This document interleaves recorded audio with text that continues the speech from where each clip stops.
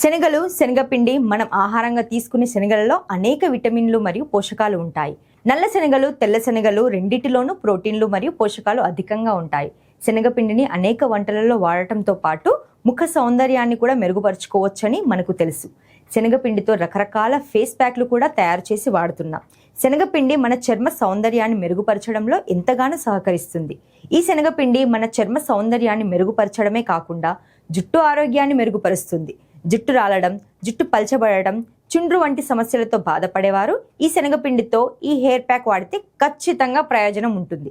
ఈ hair pack ని సిద్ధం చేయడానికి మనం ఒక ఉల్లిపాయ, 3 టీ స్పూన్ల శనగపిండి మరియు 4 టీ స్పూన్ల పుల్లని పెరుగు ఉపయోగించాలి. ముందుగా ఉల్లిపాయను మెత్తగా మిక్స్ చేసి అందులో నుంచి 4 టీ స్పూన్ల ఉల్లిపాయ రసం ఒక గిన్నెలోకి తీసుకోవాలి.